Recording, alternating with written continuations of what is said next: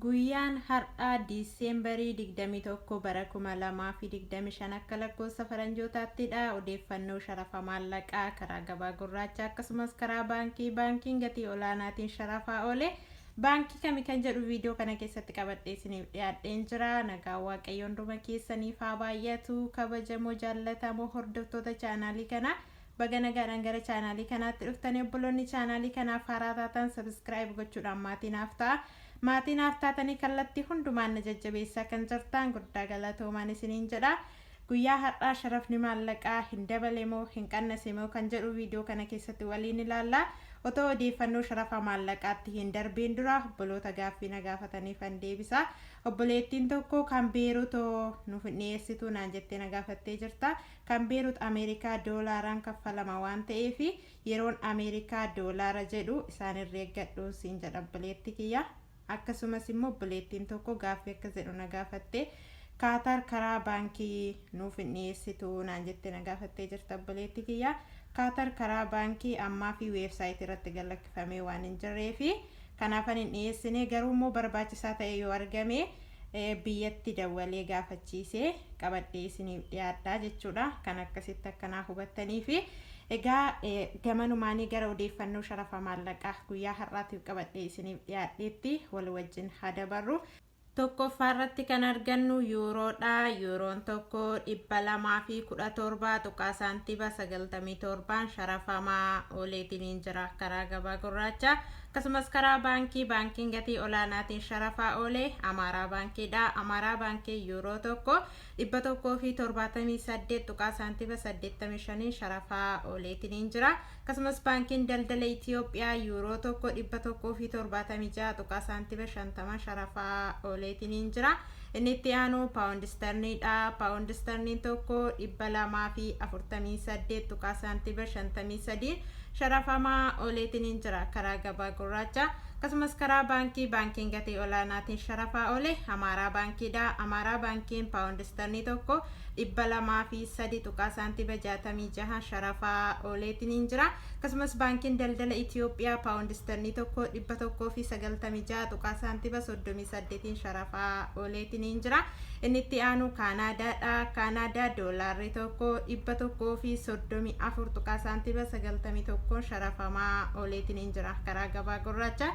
Akkasumas karaa baankiin gatii olaanaatiin sharafaa oole Amaaraa baankiidha. Amaaraa baankiin Kaanaadaa doolaara tokko 110 tuqaa saantiba 71 sharafaa ooleetiin jira.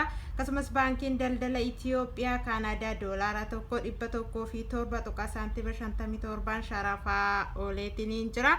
Inni itti aanu Ameerikaadha. Ameerikaa doolaarri tokko 184 tuqaa saantiba 95 sharafamaa ooleetiin jira karaa gabaa gurraacha.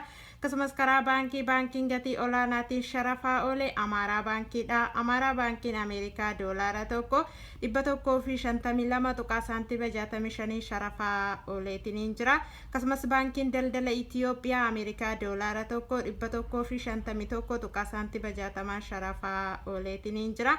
Inni itti aanu Dubaayiidha. Dubaayii diraamni tokko 50 tuqaa saantiba 69 sharafamaa ooleetiin jira karaa gabaa gurraacha.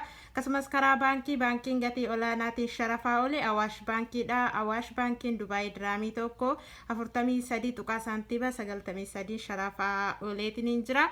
Baankiin daldala Itoophiyaa Dubaayii diraamii tokko 41 tuqaa saantiba 28 sharafaa ooleetiin jira. Inni itti aanu Saawudiidha. Saawudii riyaalli tokko 49 tuqaa saantiba 63 sharafamaa ooleetiin jira karaa gabaa gurraacha. Akkasumas karaa baankiin gatii olaanaatiin sharafaa oole Awaash baankiidha. Awaash baankiin Saawudii riyaala tokko 42 tuqaa saantiba 99 sharafaa ooleetiin jira. Akkasumas baankiin daldala Itoophiyaa Saawudii riyaala tokko 40 tuqaa saantiba 40 sharafaa ooleetiin jira. Inni itti aanu Kuweetidha. Kuweet diinaarri tokko 606 tuqaa saantiba 46 sharafamaa ooleetiin jira karaa gabaa gurraacha.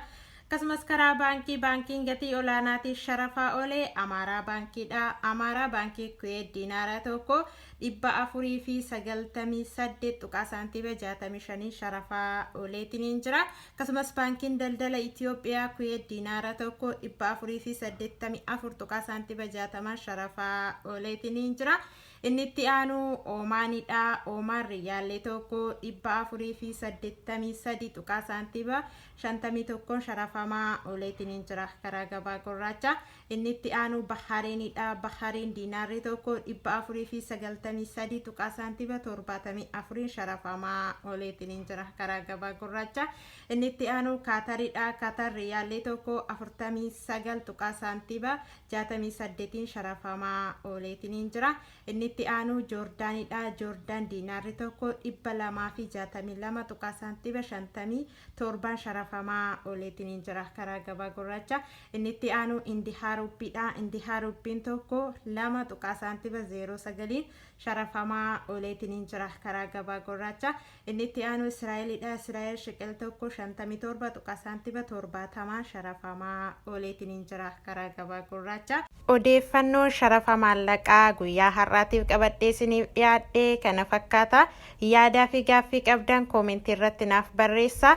viidiyoon kun yoo isinitti tole laayikii godhaa. hiriyoottan keessaniif fayyada jettanii yoo yaaddan sheerii godhaa fi chaanaalii kana immoo sabiskiraayib godhaa. yeroo yerootti odeeffannoo sharafa maallaqaa irraa argattu waan ta'eef amma xumura qophii kanaatti na wajjin waan turtaniif guddaa galatooma. Haga qophii biraatiin walitti deebinutti nagaa keessa tura.